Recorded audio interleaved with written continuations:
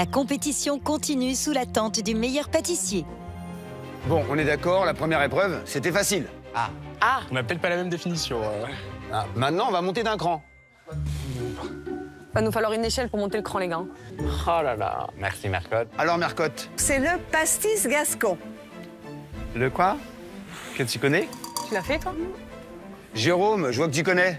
Bah, j'ai déjà entendu parler de ce gâteau-là. Il me semble que c'est une pâte qu'on étale longuement sur une table de salle à manger, par exemple. Voilà, là. Voilà. C'est pour ça que vous avez des nappes. Ah, ok. À nous, elle est pas bien du tout. Tu t'as jamais entendu parler? Non. Eh ben, tu vas découvrir. Donc, vous l'avez compris. Vous avez de la pâte, vous avez des pommes. Pastis gascon. Très bien. Attention, parce qu'à l'issue de cette épreuve, le gagnant de cette épreuve recevra le grimoire d'or. En revanche, le dernier du classement quittera le concours. Petite douche froide, là. Vous êtes prêts? Ouais. Pour cette épreuve, vous allez avoir 2 heures. 2 heures. Ok. À vos marques, prêts, pâtissez. Mon Dieu, mon Dieu, mon Dieu. Ah, mais il n'y a rien comme ingrédient. Ah, mais il n'y a quasiment rien. Oh, il y a du calva. En 2 petites heures, nos pâtissiers vont devoir réaliser une pâtisserie immense, tant par la taille de la pâte que par son goût. Mais pour y arriver, il faut déjà, comme pour toutes les recettes de Mercotte, décrypter les instructions. Donc on doit préparer le pastis gascon, à faire sans machine comme au bon vieux temps. Dans un grand bol, on met l'œuf entier, 500 g de farine, 250 g d'eau, une pincée de sel. Et à la main, tu te mets à pétrir comme mamie te l'a appris. Ok, donc c'est d'abord une pâte. Tu la jettes sur le plan de travail gentiment. Tu finis de la pétrir avec amour sans faire de cagade.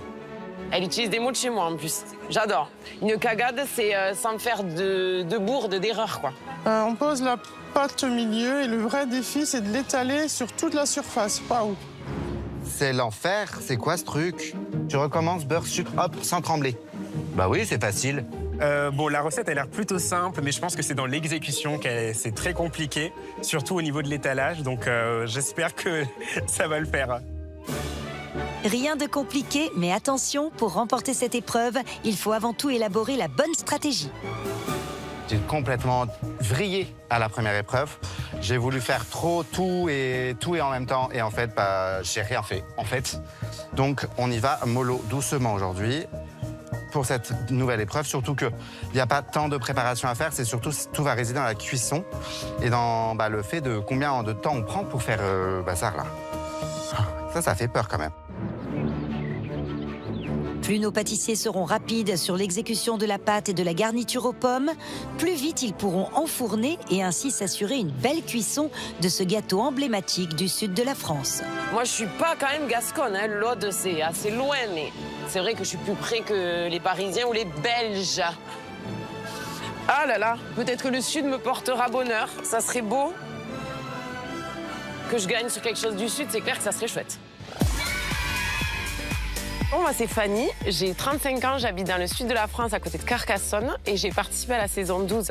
À l'époque, Fanny était professeure des écoles et toute sa classe avait suivi avec fierté le parcours de leur maîtresse jusqu'en finale,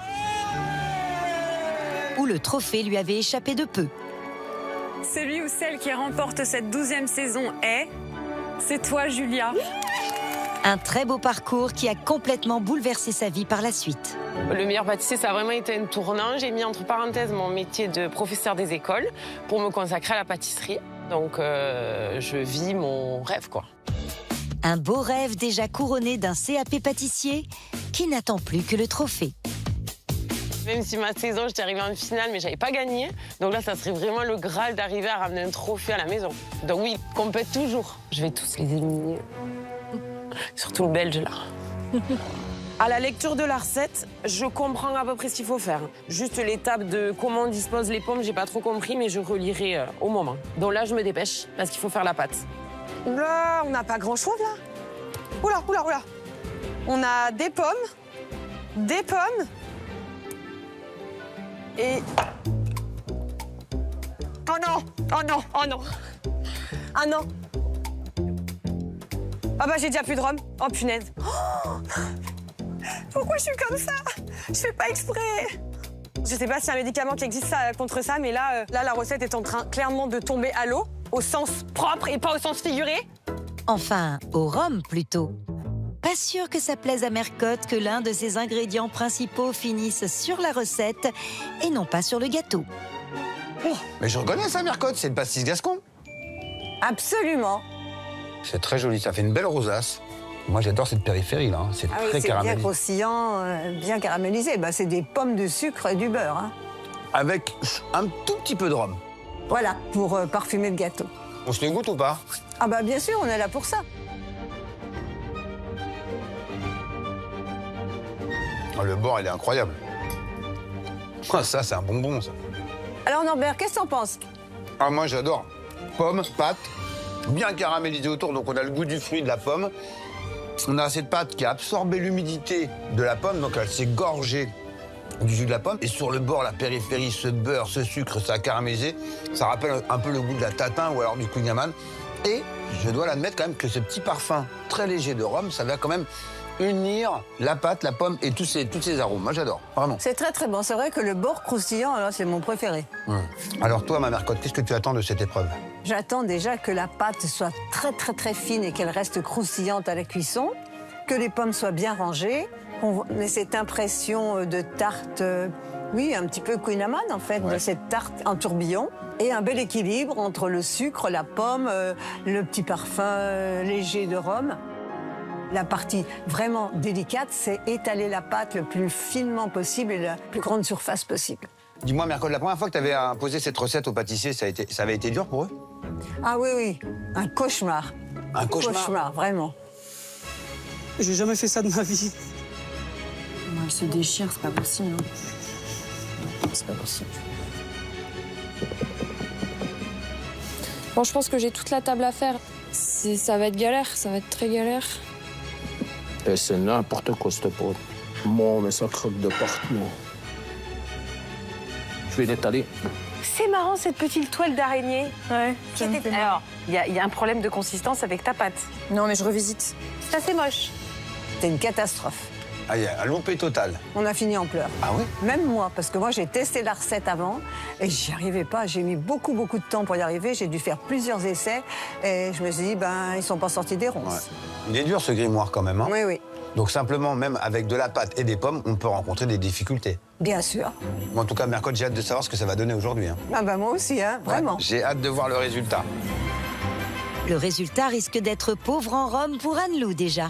Mais la jeune pâtissière ne se laisse pas démonter et commence comme ses camarades par l'élaboration de la pâte qui devra être ensuite étirée si finement qu'on doit pouvoir lire la recette à travers, tout en évitant de faire des trous. Tu mets l'œuf entier.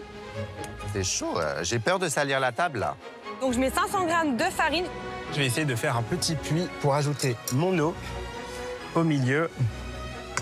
Il en faut 250 grammes. Je vais essayer d'être précis, là. J'ai 5 grammes d'eau en trop, je l'enlève. Et voilà. Hop. Et une pincée de sel. Le sel, c'est très important en cuisine. Et là, la main à la pâte. Oh là là, il va falloir pétrir. Comme mamie te l'a appris. Mamie, si tu m'entends... Bon, je suis une mamie, alors voilà. Hein. L'huile de coude ne me fait pas peur. Et puis bon, c'est pas si dur que ça, en fait. Ah, ça va me gonfler, ça va me coller aux mains, ça. Oh là là! Oh là là! Oh my goodness! Sérieusement! Je pétris ma pâte, là. C'est vraiment le truc. Vraiment, je déteste ça. Je déteste faire ça en pâtisserie. Vraiment, pétrir une pâte, ça colle aux doigts, ça... Limite, ça... Non, ça me plaît pas du tout. Heureusement que Mercotte est là pour nous faire découvrir ces recettes-là, parce que sinon, jamais j'aurais essayé. Là, c'est une épreuve un peu terroir. J'ai une bonne boule.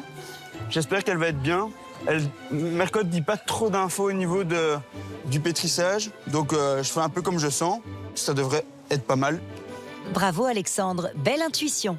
Ne reste plus qu'à envoyer cette pâte très peu travaillée au froid pour qu'elle regagne en élasticité. Enfin, ça, c'était ce que dictait la recette de Mercotte. Encore faut-il la suivre sans prendre de liberté. Qu'est-ce qu'elle fait? Ou sans se faire influencer. On va l'imiter parce que je ne sais pas quoi faire. Je ne sais pas du tout quoi faire. Plus tu travailles la pâte, oui, plus tu travailles le gluten qu'il y a dans la farine, oui, plus ça devient élastique. Plus, non, ça devient un muscle. Et donc, il va se contracter. C'est pour ça que Mercotte, elle vous a enlevé les batteurs. Elle vous a déjà donné un coup de main. Okay. En vous enlevant le batteur. Ah bah oui. C'est que la pâte, moins vous la travaillez, plus elle sera souple et détendue. Ah d'accord. Comme vous avez que 2 heures. Bah, super, je viens de la travailler pendant un quart d'heure là. Voilà, il faut très peu la travailler. Ce qu'on appelle en boulangerie un phrasage. Ouais, bah oui, Donc oui, tu oui. mélanges juste et après tu laisses au repos. Ah ouais, d'accord. Bah merci Norbert. Ok, hein. voilà. Bon, et ben on arrête de travailler. On met ça au frigo, hein. Allez-y au froid. Ouf, les pâtes de Reine et de Romain sont sauvées in extremis. Toutes les pâtes sont désormais en train de reposer au frais. Toutes? Non, pas tout à fait. Bah, j'ai pas mis l'œuf dans la pâte. Non, mais moi, je suis une calamité. En fait, je parle trop. J'ai lu 3 fois la recette. Deuxième ligne, tu mets l'œuf entier. Voilà, faut pas parler chinois à un moment donné. Hein. Bah écoutez, je vais essayer de l'incorporer comme ça, mais là, c'est waouh. J'étais hyper sereine, en plus. Ah, je suis en même temps que tout le monde. Je suis bien chill. J'ai plus qu'à faire ma pâte, l'étaler. Non, mais ah bah là, je me bats. Je me bats contre ma pâte. Sous la tente du meilleur pâtissier, les concurrents doivent maintenant éplucher les pommes et les couper en fines lamelles, le tout à la main. Comme pour la pâte, Mercotte s'est assuré que cette recette soit exécutée de la manière la plus authentique possible. Les pommes doivent être pelées puis découpées finement pour pouvoir être positionnées sur 2 lignes de pâte. Éplucher 4 pommes, les couper en lamelles. Ça me saoule de couper des fruits. Non mais là, c'est la recette de grand-mère, quoi. C'est vraiment le truc... Il n'y a pas de... Moi, j'ai à la maison, j'ai le truc qui fait même les quartiers de pommes. Eh bien, je suis Romain, j'ai 28 ans, j'habite toujours à Caen et je suis toujours manager en vente en boulangerie. Romain a marqué la saison 13 du meilleur pâtissier de ses gâteaux, bien sûr, mais pas seulement. Allez, macarons, calisson, pâtisson. Romain, c'est un rayon de soleil. Un rayon de soleil qui a illuminé la tente de ses danses autant que de ses pâtisseries. Le biscuit, la crème très bonne, c'est un bon gâteau, bravo. Merci beaucoup. C'est élégant, ils sont tous bien pareils, c'est joli. La pâte est très bonne, le crémeux chocolat à l'intérieur, c'est bien. C'est un très bon gâteau. Ils sont parfaits. Je le vends dans ma boutique, là, le macaron. Ah. Bah, bravo. Au fil des semaines, des réussites mémorables l'ont porté au zénith jusqu'en quart de finale, même s'il y a eu quelques orages. J'étais assez fort en créatif, j'ai eu beaucoup de top en créative. La technique, une catastrophe. Ça a pris un petit coup de soleil. Ça a été cuit trop fort, trop vite.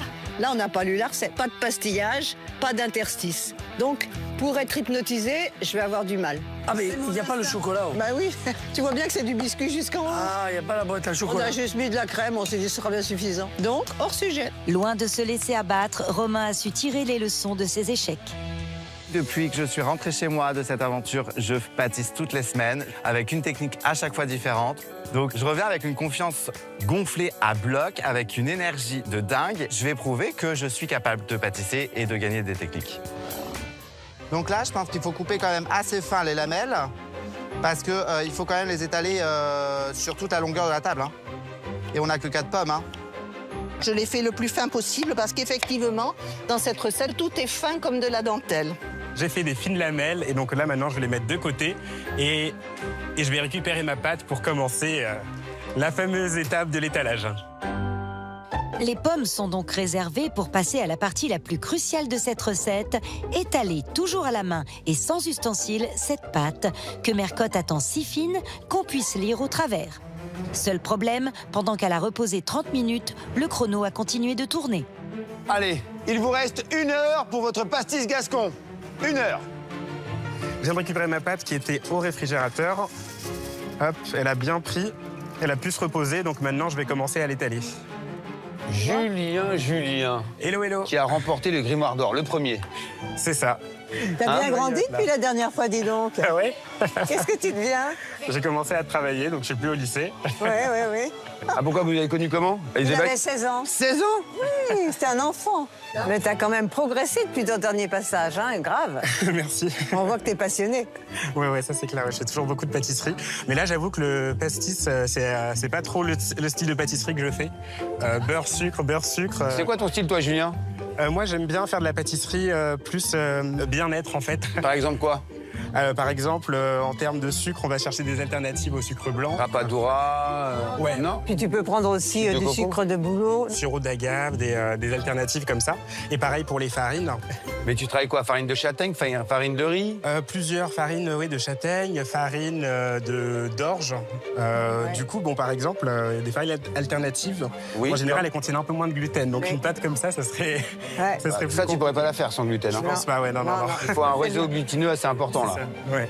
Bon, écoute, là, c'est bien parti. Hein. Ouais. Attention à la petite faiblesse, là. Ici, là. Ouais, t'as une faiblesse. Comment on peut faire ça? Je remets de la pâte pour le... Ah, ça, on peut pas te dire. Ah bah, si tu sais pâtisser sans gluten, t'arriveras à faire cette pâte. Hein. C'est clair. Hein? Allez, on te laisse. On te laisse. Merci beaucoup. Bien parti. Courage, Julien. Si la pâte de Julien commence à prendre forme, pour les autres, il y a autant de techniques que de pâtissiers. On est peut-être sur un pâton de pizza, là. Et en vrai, ça la détend, par contre. Hein. Hop, on la jette. Elle a dit, hein, je suis la recette de A à Z. Hein. Attention. Et là, il faut l'étaler.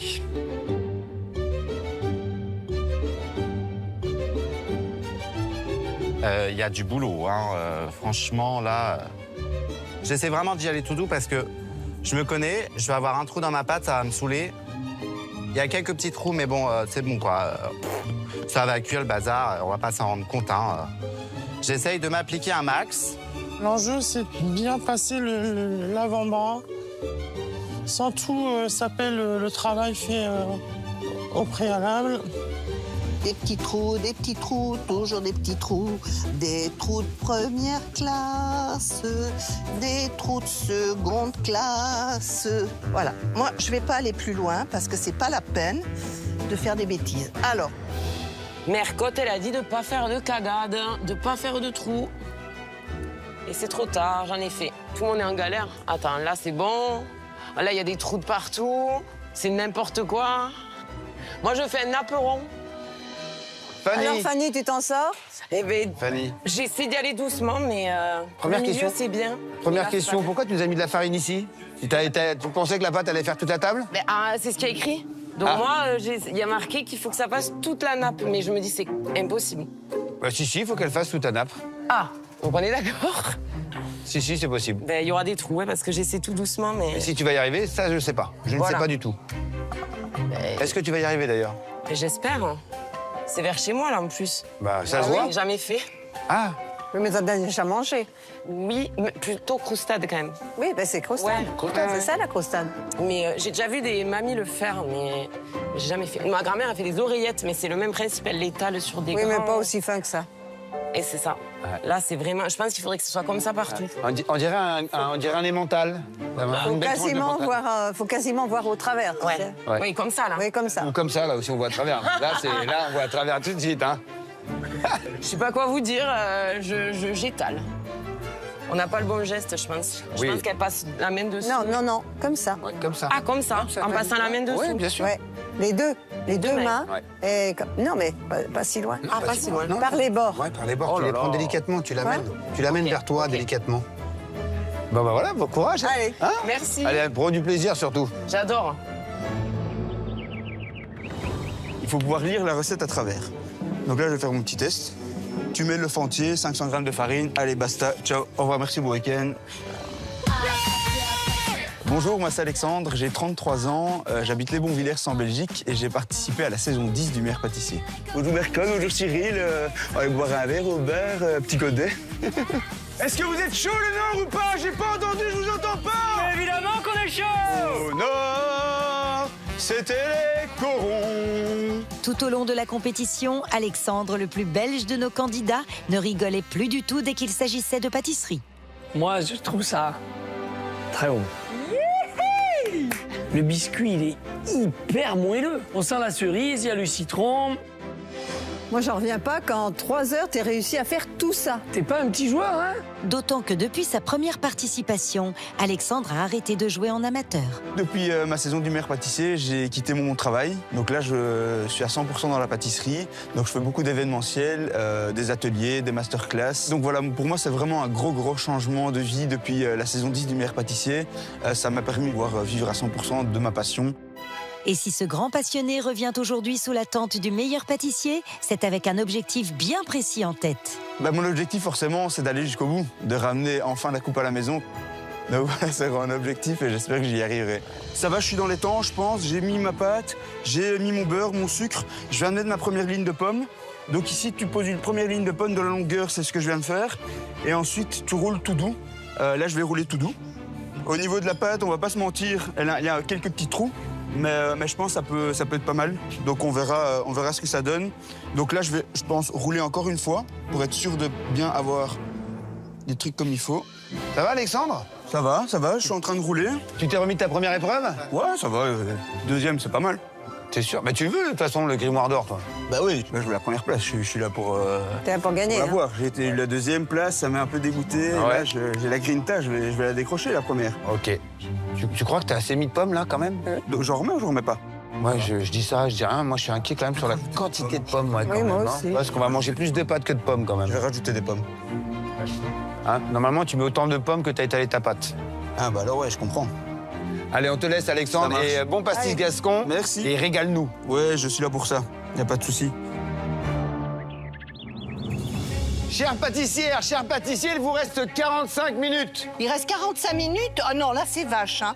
Non, là, vous exagérez. Je suis sûre que vous trichez avec les horloges. C'est pour nous faire peur. Là, je suis en train de tout changer, ma disposition. Et en fait, il faut les mettre comme ça, ce sera peut-être plus facile à rouler. Le sens dans lequel on met les pommes a une importance pour le pliage en forme d'escargot. Pendant que Jérôme termine de rouler ses pommes dans la pâte, ses voisins, quant à eux, en sont déjà à l'étape suivante, qui est cruciale pour la réussite de la recette. On va couper le bazar. Et pour couper le bazar, on va prendre un couteau. Un gros couteau, attention, là, j'ai jamais fait cette opération chirurgicale. Pour rappel, Mercotte attend que cette pâte soit positionnée en forme de tourbillon et que ce tourbillon laisse apercevoir les pommes à l'intérieur. Alors il ne faut surtout pas oublier de le couper. La pâte, une fois roulée, doit être incisée en deux dans le sens de la longueur avant de rouler chaque côté sur lui-même comme un escargot. Allez, roule, poupoule. Je sais pas ce que ça donnera, mais j'y aurais mis tout mon cœur, donc j'aurais pas de regrets. Ah oui, c'est pas si simple, hein, le bazar. Ah, c'est vraiment pas simple, hein, le bazar, là. Mercotte ne dit pas dans quel sens on doit mettre les pommes, si elles doivent être cachées ou si on doit les voir. Pour voir tout le cœur. Non, elle le dit. Elle le dit. Là, elle dit, attention, tu roules une première moitié en tourbillon, comme un escargot, puis tu continues avec l'autre. Mais du coup, l'autre en partant de celle-là ou l'autre... Je sais pas. Je vais pas le découper maintenant, je vais le découper dans le moule parce que j'ai peur de pas réussir, sinon à le couper dans la longueur. Bon, là, j'ai fait un premier escargot directement sur le plan de travail et je l'ai posé. Mais là, pour le deuxième, c'est un petit peu compliqué. Là, je fais un petit boudin supplémentaire pour terminer mon escargot. C'est le troisième et j'aurai pas besoin de l'intégralité. C'est juste pour combler mon escargot, il m'en manquait un peu. Alors là, je suis en train de rouler ma pâte en gros boudin. Et en fait, il faut que ça rentre dans ce moule. Mais j'ai un gros escargot, ça me plaît bien pour l'instant. Julien et Jérôme finissent de rouler leur tourbillon en premier et pour cause, ils ont oublié l'étape de la découpe.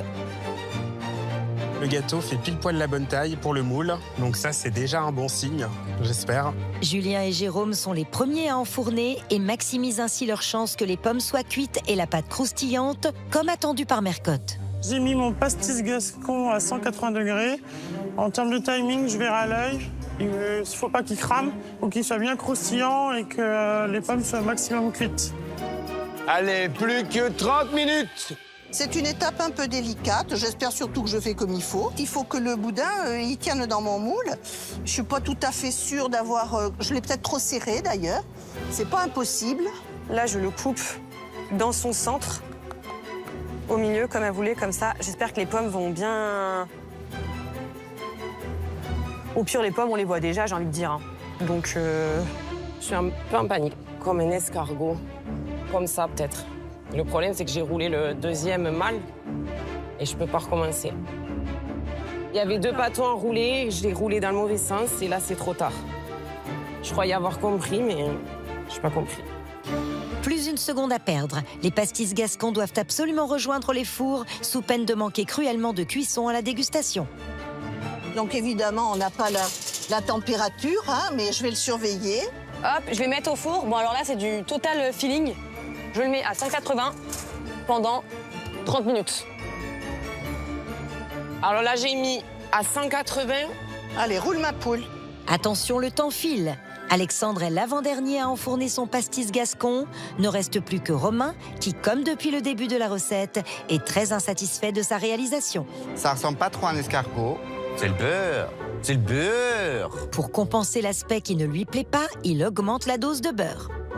Non, il faut du beurre. S'il reste du beurre, il faut utiliser tout le beurre. Hein. En espérant que ce choix soit payant. Let's go. Allez, c'est parti. Et après, on fait quoi? On joue aux cartes?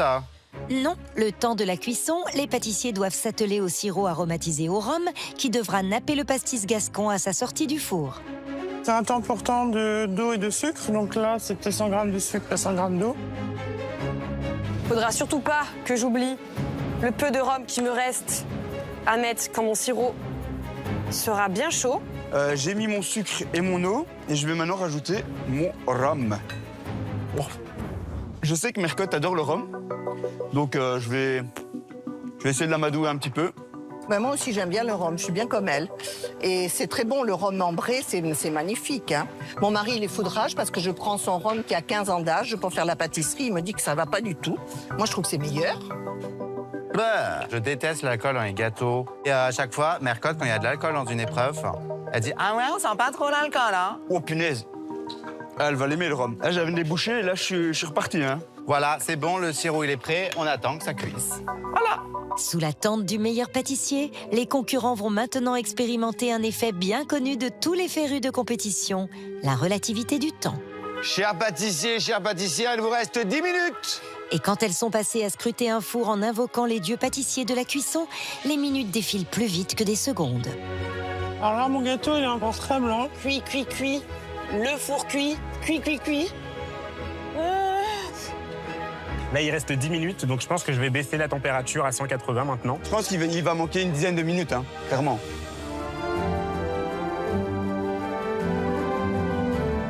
Il ne reste que 5 minutes. Va bientôt falloir sortir vos pastis gascons du four. Et la cuisson sera déterminante. Hop. Alors, bon. Il est quand même doré. Tac, comment on fait ça? Hop. Dans des endroits, c'est bien cuit, d'autres un peu moins. Là où certainement c'est un peu plus épais. Plus que 3 minutes. 3 minutes. Ok, moi je préfère sortir maintenant. De toute façon, on n'est plus à 3 minutes près. Parce que si j'arrive pas à le démouler ou que j'ai le moindre problème, hop, on est quand même sur une belle dorure. Alors là, j'imbibe le gâteau avec le sirop de rhum. Je sais pas s'il faut qu'on mette tout. Il faut l'imbiber, il faut le démouler, il faut le poser. Et il faut être raisonnable dans la vie et assumer ce qu'on a fait. Plus que 1 minute. Faut démouler, le bazar, il est bouillant. Oula, bah il y a beaucoup de beurre. On va enlever un peu de beurre, là. J'ai enlevé quand même 1 kilo de beurre, là. On met le sirop de rhum par-dessus, mais ça se voit, hein, c'est un manque de cuisson. C'est pas du tout croustillant, le truc, hein, vraiment pas. Hein. On voit que le dessus est bien coloré, mais à l'intérieur, c'est clairement cru. Mais bon, voilà, c'est comme ça. Attention, plus que 30 secondes. 30 secondes. Alors là, moment critique, là. Il est un peu plus doré d'un côté que de l'autre. Ah oui, j'avais pas vu. Là, je le sens très très mal, on va pas se mentir. Hein. Ah, moi, j'enlève pas. Hein. J'enlève pas de la base. Hein. C'est mort. C'est cata. Hein. 10. Je vais me brûler, tant pis, je m'en fous. 9. Il va falloir les démouler. 8. 7. Tac, tac. 6. Voilà, 14. 5. Allez, vite, vite. 4. C'est une galère, c'est pas cuit. 3. C'est mort, c'est bon. 2. Hop, hop, hop, hop. 1. C'est fini. Allez, on lève les mains, s'il vous plaît. C'est fini, c'est fini. Bravo. Vous pouvez vous applaudir, bravo. Terminé. Bravo à tous.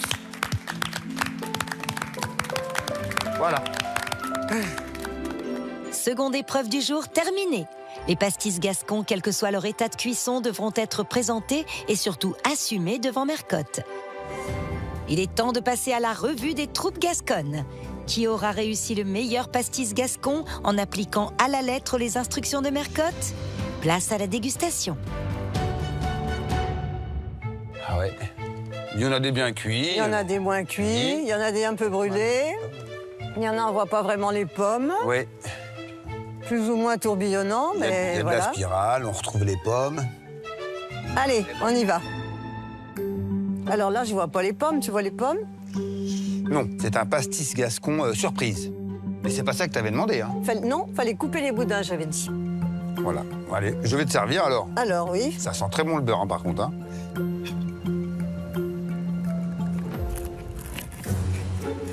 Là, c'est très dur à la découpe.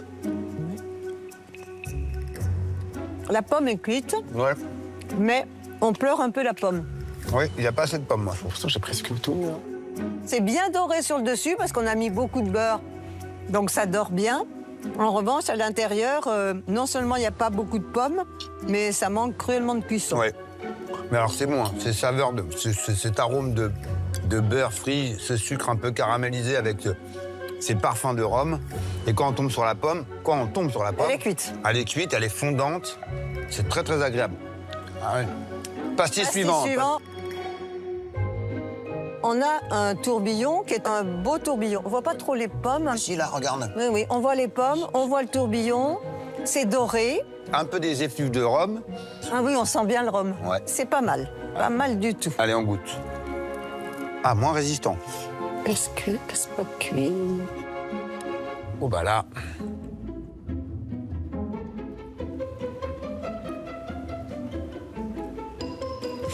Je trouve pas trop les pommes, moi. J'ai une pomme, une pâte. C'est vrai qu'il y a beaucoup de pâtes, finalement. Vous avez... Non, j'ai tout mis. Et dit un tiers.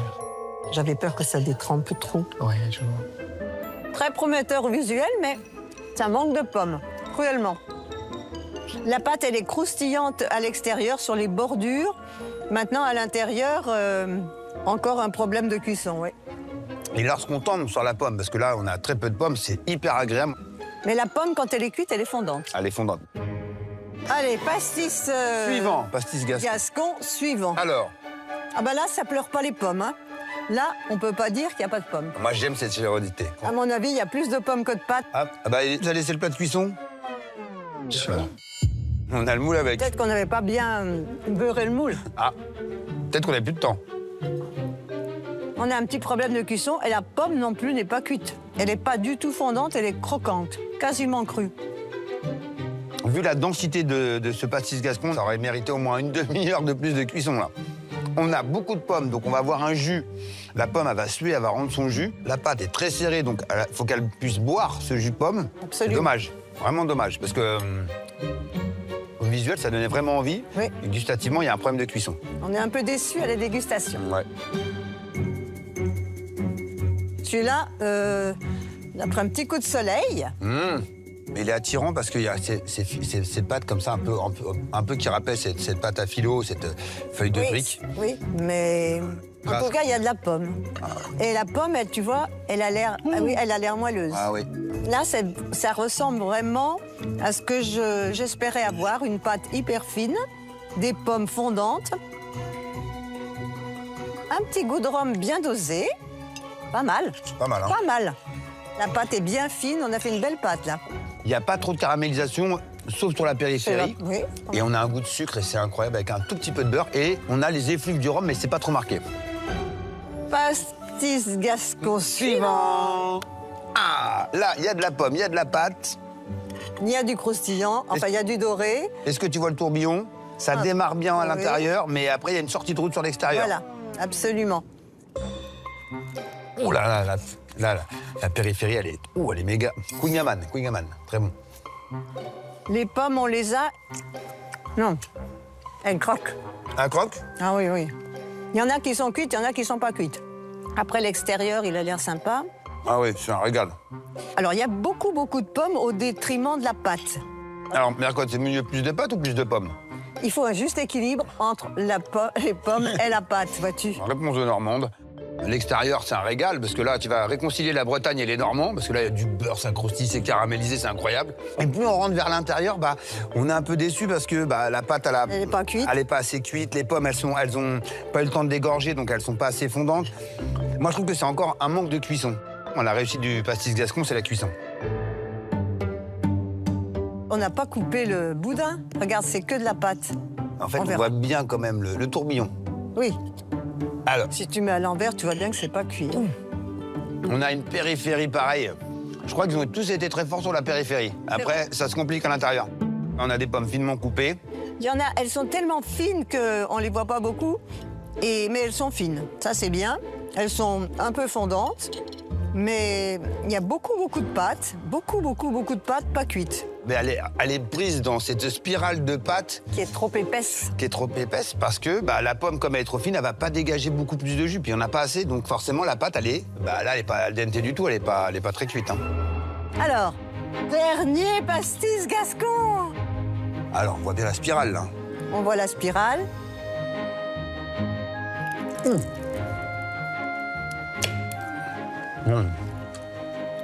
Ça sent pas trop le rhum. C'est quelqu'un qui m'aime pas. Mais la pâte est quand même assez fine. On sent pas trop le rhum, on sent bien le beurre. Et dès que tu vas sur le bord, c'est bien humide, c'est gras, c'est beau. Et les beau. pommes sont fondantes. Ouais. C'est agréable. On a croquant, on a un joli feuillet, on a une pomme confite. Mercotte, je vais pas te surprendre, mais moi je trouve que la périphérie est excellente. Ça ne me surprend pas, vois-tu. Les dégustations sont à présent terminées. Maintenant, un pâtissier va se voir remettre le grimoire d'or et se rapprochera du trophée, et un pâtissier quittera définitivement la compétition. Alors, qui occupe les 3 premières places du classement? Verdict. Alors, qui est 3e, Mercotte? Alors, qui a fait ça? Ah, bravo, Anne-Lou. Anne-Lou, bravo. 3e, tu t'attendais à être 3e? Non, pas forcément. Alors, qui sont les 2 premiers du classement? Ça se joue entre qui et qui? Alors, ça se joue entre celui-ci et celui-ci. Alors, je vous rappelle que le gagnant de cette épreuve remportera le grimoire d'or. Et donc, pour ceux qui auront la chance d'aller en finale, plus vous allez obtenir de grimoire d'or, plus vous avez de chances de remporter ce concours. Alors, Mercotte, dis-moi quel est le pastis gascon le plus réussi, s'il te plaît. Alors, qui a fait celui-ci?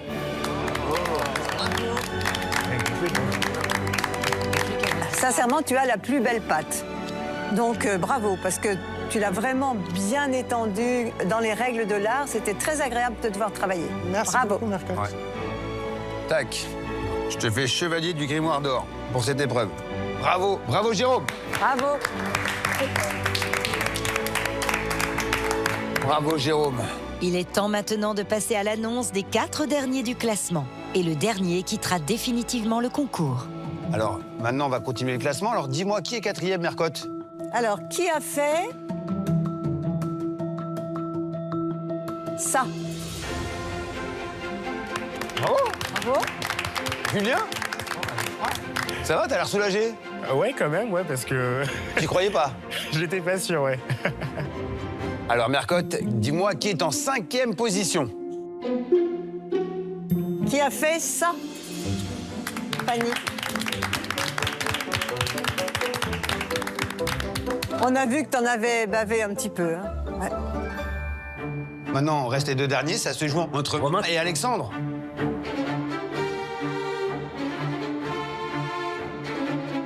Alors, le pâtissier qui a moins bien réussi son pastis gascon va nous quitter aujourd'hui. Alors, Mercotte, dis-nous quel est le pastis gascon qui t'a le moins séduit? Qui a fait ça? Romain. Romain. Oh. Eh ouais, bravo. Les pommes n'étaient pas cuites. Ouais. Et l'ensemble n'était pas très cuit non plus. Mais c'est quand même du beau travail. Hein. J'espère que c'est une expérience qui t'a fait plaisir. Absolument. On était content de te revoir, Romain. Merci beaucoup. Franchement, tu t'es bien battu. On peut t'applaudir. Bravo.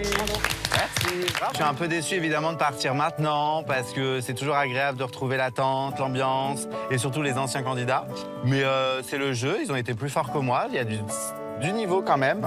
les petits malins. Ça me donne encore plus la niaque d'apprendre et de progresser en pâtisserie, quoi.